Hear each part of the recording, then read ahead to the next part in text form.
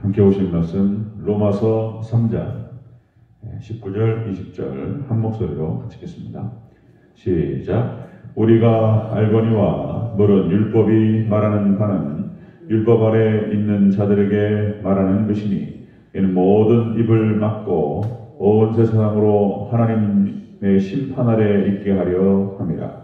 그러므로 율법의 행위로 그의 앞에 의롭다 하심을 얻을 육체가 없나니 율법으로는 죄를 깨달음이니라. 아멘. 네, 인사합니다. 오직 예수님. 예수님의 은혜와 평강이 넘치시기를 축원합니다. 아멘. 아멘. 오늘 함께 읽으신 로마서 3장 19절에서 20절 본문을 토대로 율법의 의미라는 제목으로 말씀 받겠습니다. 율법의 의미. 우리가 어제까지 예수님 밖에 있는 모든 인간의 모습 이런 제목으로 14가지를 살펴봤습니다. 13번째가 참된 기쁨과 평안을 누리지 못한다. 악인에게는 평강이 없다는 것입니다. 아무리 부귀영화를 누리고 가진 권력을 누린다 할지라도 절대 평강을 누리지 못한다. 그 다음 14번째, 하나님의 경외함이 없다. 그런 말씀을 드렸습니다. 자, 오늘 본문 말씀도 거기에 어떻게 보면 연장선상에서 지금 얘기가 진행되는 것을 볼 수가 있습니다. 예수님 밖에 있는 모든 인간의 모습, 얼마나 비참한 상태에 있는지, 죄악 가운데 인간들이 허덕이면서 살고 있는지를 14가지 모습으로 확인시켜줬다. 노아 홍수 심판 때 인간의 모습, 소돔과 고모라의 심판 때 그 인간의 모습, 그리고 가나안 전복 전쟁을 치를 때 그 원주민들의 모습, 이스라엘 백성들도 구약 이스라엘 백성들이 멸망 직전에 우상 숭배로 타락으로 막 크게 타라죠. 하나님께서 그래서 멸망시키시고 하나님께 때리셨다. 그런 모습들, 인간의 실상을 볼 수가 있습니다. 자, 인간은 철저히 죄인이라는 것입니다. 그럼 그 죄인이라는 사실에 대해서 어떻게 알 수가 있느냐? 그래서 우리가 성경을 캐논이라는 표현을 쓰는데요. 캐논, 그러니까 기준이 되는 것입니다. 성경 말씀, 율법이 기준이 되고 잣대가 된다. 거울이 되는 것입니다. 거울. 그래서 무엇이 잘못됐는지에 대해서 정확하게 우리 자신을 비출 수 있는 거울. 그것이 율법의 의미이기도 하고 또 기준이기도 하고 율법의 역할이기도 하다 하는 것입니다. 자, 율법의 의미 자세히 한번 살펴보겠습니다. 율법의 의미 첫 번째로 온 세상으로 하나님의 심판 아래 있게 하려 합니다. 자, 우리 19절을 같이 읽겠습니다. 19절 시작. 우리가 알거니와 물은 율법이 말하는 바는 율법 아래 있는 자들에게 말하는 것이니 이는 모든 입을 막고 온 세상으로 하나님의 심판 아래 있게 하려 함이라. 아멘. 온 세상으로 하나님의 심판 아래 있게 하려 합니다. 율법을 주신 목적. 자, 이 뜻은 예수님 밖에 있는 인간, 예수님을 떠나버린 그런 인간은 하나님의 심판 아래 있다. 이것을 보여주는 것이다. 자, 이런 뜻을 갖고 있습니다. 자, 모든 입을 막는다. 모든 입을 막는다. 여기서 이제 이 막고라는 뜻이, 막는다는 뜻이 울타리를 치다. 그 다음에 봉쇄하다. 그런 뜻입니다. 범죄한 인간은 아담이 그랬던 것처럼 핑계를 댑니다. 자기 합리화하죠. 합리화. 범죄 심리학에 있어서 가장 기초가 되는 것이 뭐냐면 자기 정당화입니다. 정당화. 자기가 어떤 죄를 지을 때 자기도 속이는 거예요. 자기도. 이 돈은 모파상에서 나오는 한 장면. 전당포를 하시는 할머니가 돈이 많잖아요. 그러니까 이제 돈이 없어서 가족을 제대로 먹여 살리지 못하는 이 주인공이 이 돈은 나한테 더 필요하다.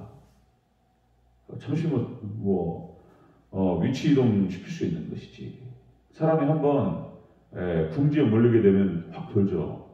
그러면서 이제 양심이 마음이 아프고 괴로우니까 그 외면하는 것이죠. 어떤 진실을 보는 것에 대해서 외면하고, 그리고 이제 자기 합리화, 자기 정당성 확보합니다. 이것이 범죄 심리학의 가장 중요한 부분인데, 예전에 마카파라는 친구들이 있었습니다. 20대 초중반. 거기서 이제 리더급 되는 친구가 20대 후반. 근데 내용을 살펴보면은, 열심히 살려고 노력을 했어요. 열심히 살아보려고 노력을 서울에 가서 취직을 하고 그랬는데 사기당한 거예요. 사기당하고 돈 많은 회사 사장님한테 뜯기고 몇 번 하다 보니까 확 돌아버린 거예요. 그냥. 그러면서 부자들을 대상으로 해가지고 무지하기로 보복을 한 거예요. 부자들을 갖다가 자기 척으로 돌렸어요. 그래가지고 그냥 아무나 그랜저 타고 다니는 사람들 중에서 여자나 아니면 좀 이런 사람들 대상으로 딱 타겟 잡아가지고 그냥 납치해가지고 잔인하게 거기다 화풀이를 한 거예요. 그리고는 나쁜 놈들이다 이런 식으로 막가파. 자, 우리 며칠 전에 한번 살펴봤죠? 궤변을 얘기합니다. 궤변을. 자기 정당화하다 보니까 그 희한한 얘기를 하게 된다. 그런데 율법의 말씀, 하나님 말씀이 딱 갖다 대면은 아무 소리 못하는 거예요. 그러니까 뭐 도둑이나 강도들이 자기들이 활동을 했기 때문에 나쁜 짓을 했기 때문에 치안이 강화됐다. 그래서 치안이 강화되는 데 있어서 자신들이 어떤 역할이 있었다. 자기 공로가 있는 거 아니냐. 뭐 이런 식으로 얘기를 한다든지. 또 말씀드리면 전두환 씨가 그렇게 아주 나쁜 짓을 했기 때문에 자기가 뭐 민주화에 공헌한 거 아니냐 그렇게 주장을 한다는 거예요. 신천지 이단이 거짓말하면서 모략글이라고 하면서 어떤 뭐 자기 나름대로의 정의를 위해서 그렇게 해서 거짓말도 쓸 수 있는 거 아니냐 이렇게 얘기하는 것이 궤변이다. 그래서 하나님 말씀 율법이 그런 것들을 딱 갖다 대면은 정확하게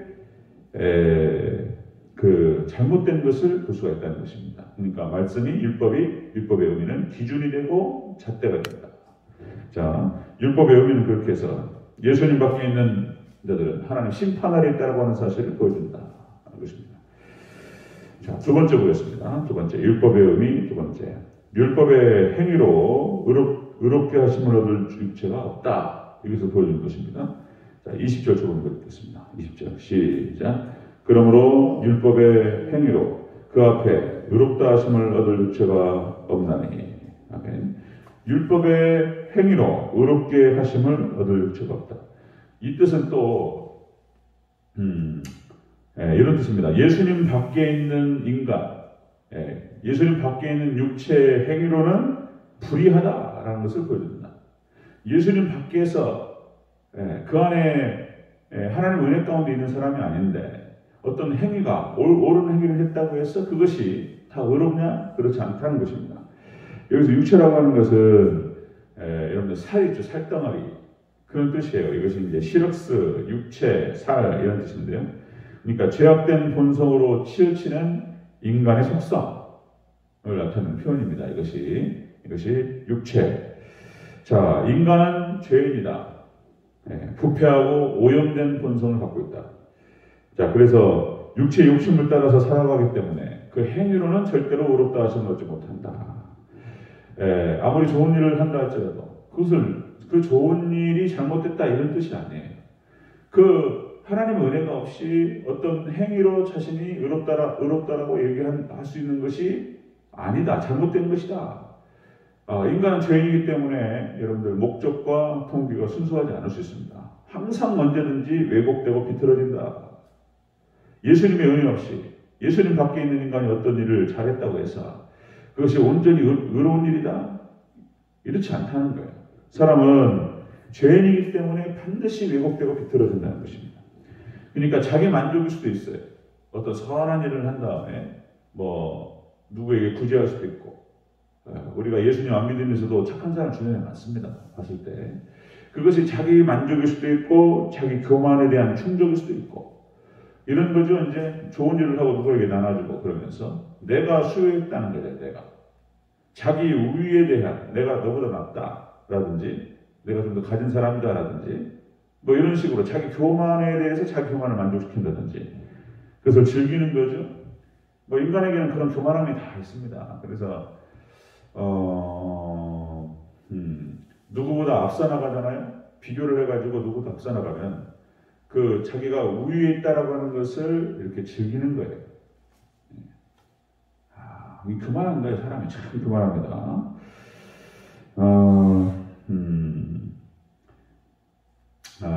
이게 참 슈바이처 박사 같은 경우도 우리가 완전히 인정할 수 없는 것은 그분이 훌륭한 분이 맞습니다. 그러니까 원래 철학과 신학을 전공했던 사람입니다. 슈바이처 박사가 나중에 이제 의학을 전공해서 의료봉사를 했던 분이고, 그리고 또 여러 가지 겸손에 대한 미덕도 있고, 그 전에 한번 말씀드린 것 같긴 한데, 그런데 이분이 이제 현대신학자예요. 현대신학자. 그래서 실질적으로 예수님에 대해서 믿지 않았던 사람입니다. 예수님 믿느냐? 그러니까 사도신경을 구백을 못해요. 전능하사 천지를 만드신 하나님 아버지를 내가 믿사오니 그 외아들 우리 주 예수 그리스도를 믿사오니 이걸 고백을 못해요. 그 예수님의 그 사도신경 안에 그런 얘기들이 다 나옵니다. 동정녀 고백, 예수님의 부활에 대한 고백, 예수님 재림에 대한 고백, 내가 죽었다가 나중에 다시 살아날 것에 대한 고백, 그리고 천국 간다는 것에 대한 고백. 그것이 사도신경에 잘 나타나 있는데 마음을 담아서 그 고백을 못해요. 그럼 그 사람이 예수를 믿는 사람이냐? 그러나 좋은 일을 했단 말이에요. 예. 그걸 가지고 그 사람에 대해서 의인이라고 얘기하면 구원받을 수 있을 것이라고 얘기할 수 있느냐? 그렇지 않다는 것입니다. 그렇지 않다. 오직 구원은 예수님에 대한 믿음으로 받는 줄로 믿습니다. 안 되는 거예요. 안 된다. 인간 스스로는 절대로 발광체가 될 수 없다. 우리는 죄인이고 부족한 연약한 인간이기 때문에 반사체밖에 안 된다는 거예요. 하나님의 은혜를 받아가지고 그걸 비추는 것이지, 그 스스로 발광체가 될 수 있다? 사단이 속이는 것입니다. 그 안에 완벽한 순수함이 있다? 이렇게 볼 수가 없다는 것이죠. 여기 이제 뭐 잘못됐다, 슈바이처 박사가 뭐 나쁘다 이런 말씀을 드리는 게 아니라, 이게 사단의 속임수가 아니라 들어올 수 있다는 것입니다. 자, 여러분들 하나님의 은혜 없이는 인간은 절대로 의로울 수 없다라고 하는 것을 보여준다는 것이죠. 율법의 의미는 그렇게 예수님 밖에 있는 인간은 절대로 심판 아래 있다라고 하는 것을 보여주고, 율법이. 그리고 두 번째, 예수님 밖에 있는 육체 행위는 불의하다라고 하는 것을 보여준다는 것입니다. 자, 세 번째 봅니다. 율법의 의미 세 번째로, 율법으로는 죄를 깨닫게 한다. 율법의 역할과 기능, 율법의 의미는 그렇다. 죄를 깨닫게 하는 역할이 있다. 20절 다시 한번 읽겠습니다. 시작. 그러므로 율법의 행위로 그의 앞에 의롭다 하심을 얻을 육체가 없나니 율법으로는 죄를 깨달음이니라. 아멘. 율법으로는 죄를 깨닫는다. 그러니까 구원파들은 또 뭐라고 이해하냐면, 거봐, 이것이 율법은 지키라고 있는 것이 아니고 깨달으라고 있는 것이다. 또 이렇게 얘기한단 말이죠. 하여튼 뭔가 이렇게 정확하게 또 다시 해석을 해주지 않으면, 빠져나갈 것만 있으면 그것만 그쪽으로 가는 거예요. 어쨌든 간에 말씀 따라 살기 싫은 거잖아요. 결국 나는 못한다. 자기 죄를 합리화시키는 거예요. 자, 율법은 죄를 깨닫는 것이지 그렇게 살아라고 준 게 아니다. 이렇게 얘기를 하는 것이죠. 자, 율법의 기능 중에, 역할, 의미 중에 이 죄를 깨닫게 하는 역할이 있다는 것입니다. 자, 이 깨달음이라고 하는 것은 이런 뜻입니다. 깨달음, 또 말씀드리면 이 원어 뜻이 완전한 지식, 정확한 지식, 그런 뜻을 갖고 있습니다. 깨닫는다라고 하는 것은 이렇게 붙잡는다는 그 의미가 들어있다. 붙잡고 적용한다, 깨닫는다, 죄를 깨닫는다는 것인데, 자,